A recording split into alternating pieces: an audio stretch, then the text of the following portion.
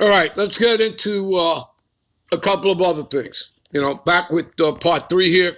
Let's get into a couple of other things here. All right. Give me a minute. All right, this is Escalatius 18:3. All right.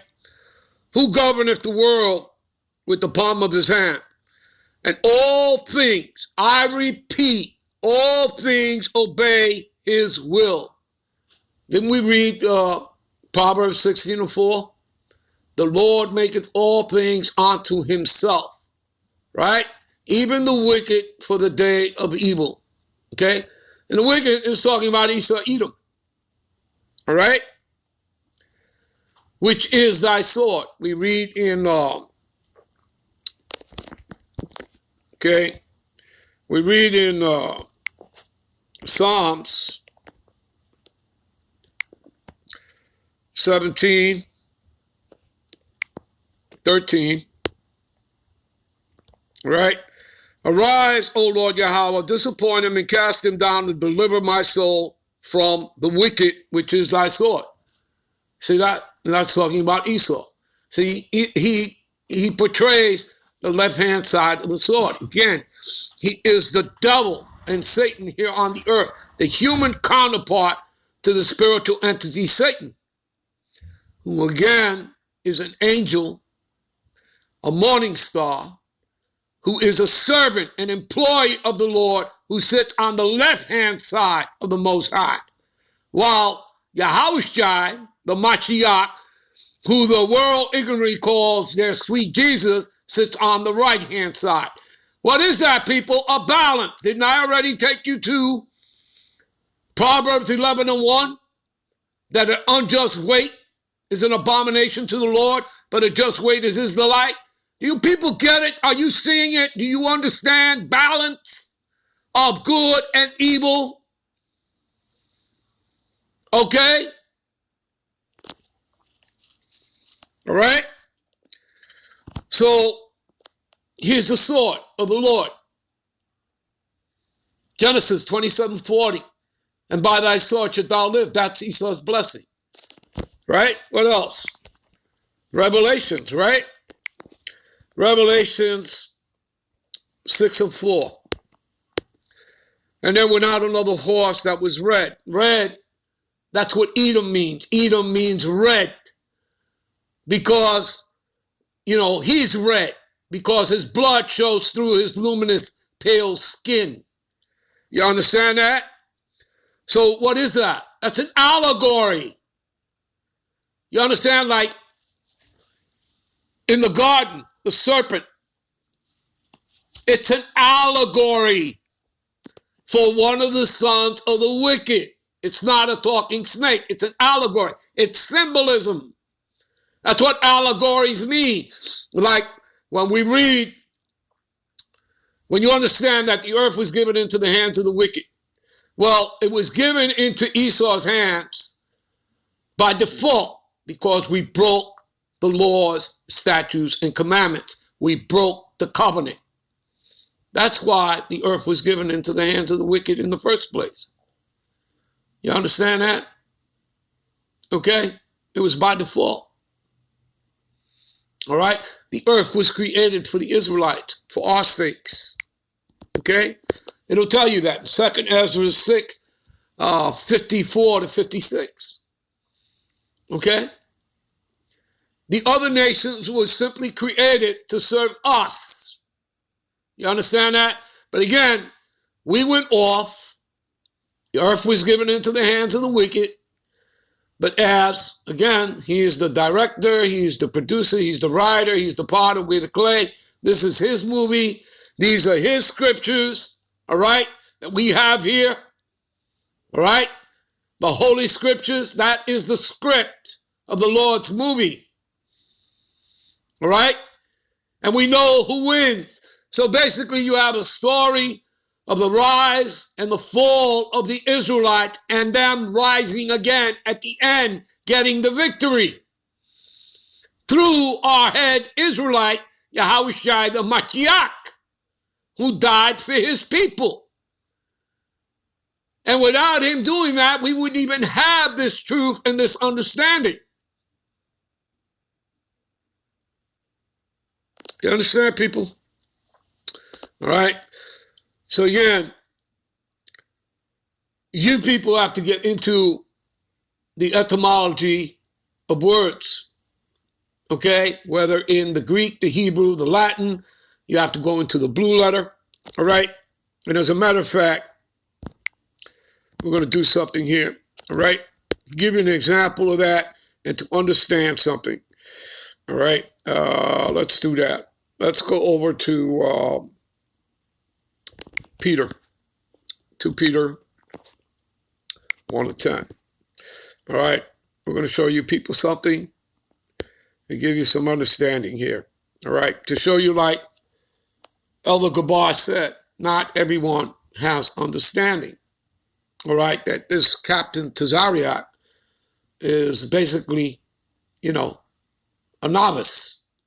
Okay, but yet he's walked around with this title, Captain Tazarayach, and some sort of false reputation that, you know, obviously, you know, he's a scholar of the scriptures when he's not. All right. And like I says, people, you can put up 100,000 videos. That's not what makes you a scholar. Okay. Now your numbers, your work counts for something. Okay. But it counts for something if what? If you have the understanding. Okay. If you have discernment. Okay. And it is through thy precepts, what is that? Psalms 119, 104, it's through thy precepts I get thy understanding. You understand? And you also have to what? Get into those root words, those etymology, like we're going to do here. All right? This is an example for you people. Okay? All right? And it says here, wherefore, rather, brethren, give diligence, right, to make your calling and election sure. And if you do these things, you shall never fall. Let's do this to give you further understanding about things, all right, and how you get into words, all right? All right, let's start with diligence, okay? See, to hasten, to make haste, all right? You understand? To exert oneself, endeavor, give diligence, all right? In other words, being a workman, being continuous, never taking your hand off that plow, all right? You understand that? Right? See, earnestly in accomplishing, promoting, striving, right? You're striving for what? For salvation. Okay? To give all diligence, interest, oneself most earnestly. All right? Study to show thyself approved unto the God power. Okay? A workman. Rightfully dividing the word of truth. How do you do that? Through your precepts. Okay? All right. Let's pick out another word.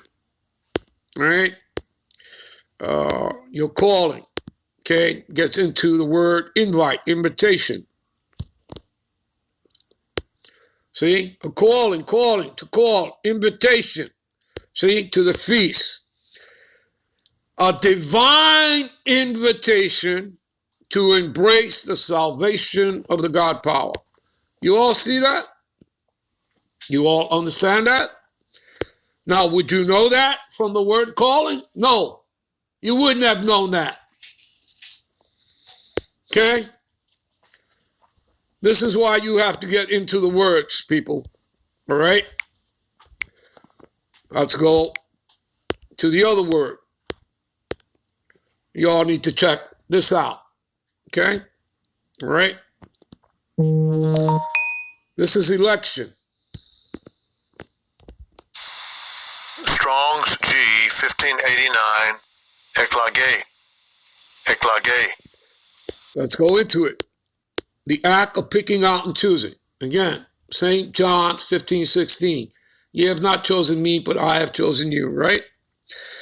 See this? The act of the God power is free will. See, his free will, not yours, by which before the foundation of the world, I repeat, before the foundation of the world, didn't we already read Isaiah 46:10, declaring the end, you know, from the beginning?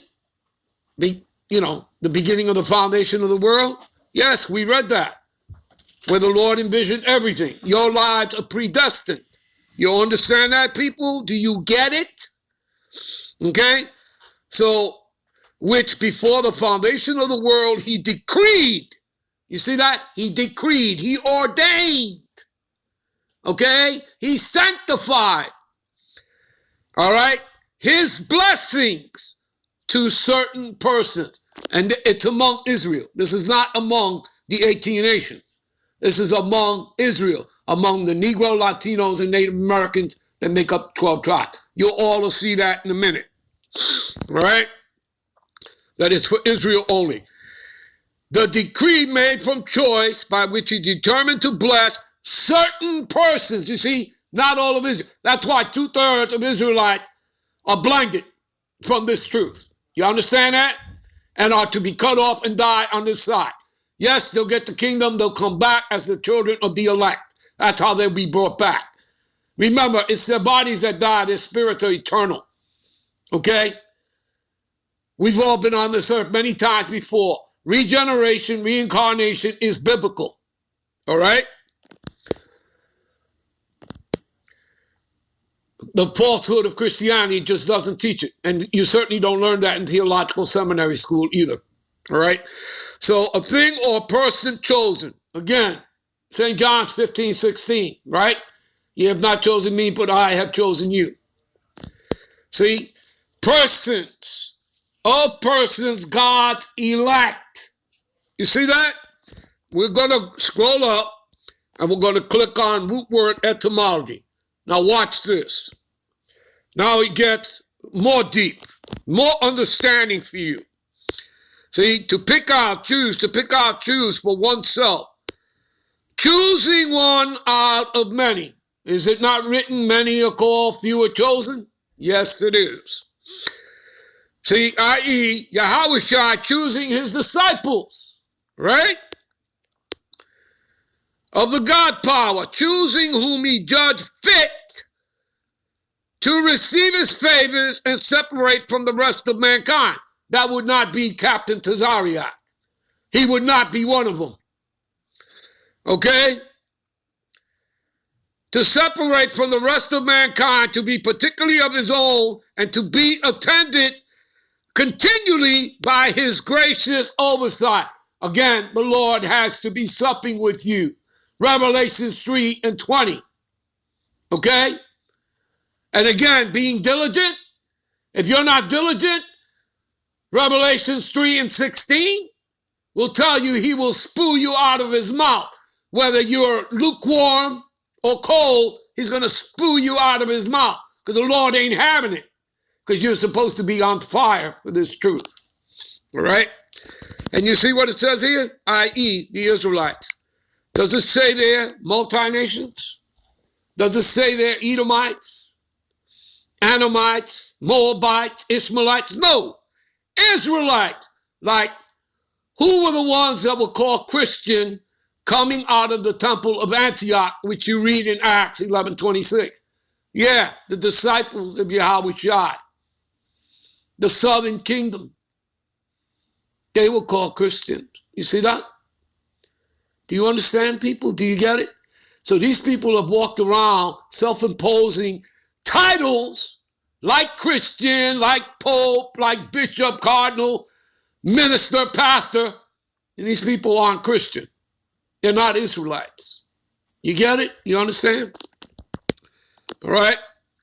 So you would have to be of the seed of Israel. All right?